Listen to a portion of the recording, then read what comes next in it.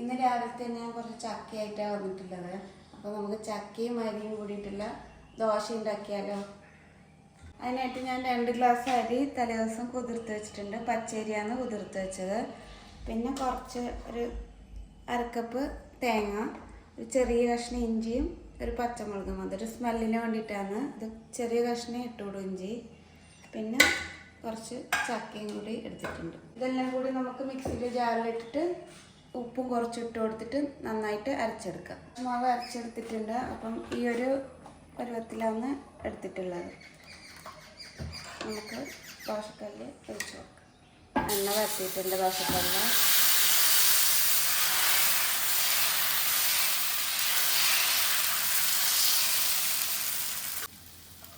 മൂടി വെക്കാം.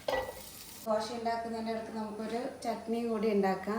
അതിനായിട്ട് ഒരു അരക്കപ്പ് തേങ്ങയും 2 ചെറിയ ഉള്ളിയും ചെറിയൊരു പീസ് പുളിയും എടുത്തിട്ടുണ്ട്.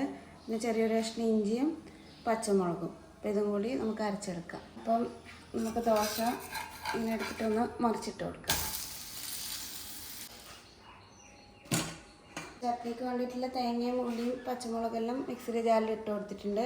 അതിന് കുറച്ച് 1/4 ടീസ്പൂൺ ഉപ്പിട്ട് കൊടുക്കാം. ചട്നിക്ക് വറുത്തിടാൻ നമുക്ക് കുറച്ച് വെളിച്ചെണ്ണ വയ്ക്കാം.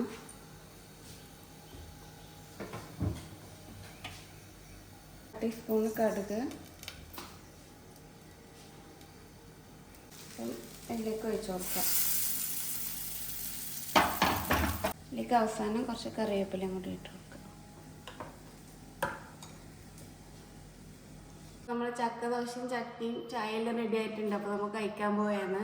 ചക്ക ദോശ നല്ല അടിപൊളി ടേസ്റ്റാണ്. അപ്പോൾ എല്ലാവരും ഒന്ന് ട്രൈ ചെയ്ത് നോക്കണേ.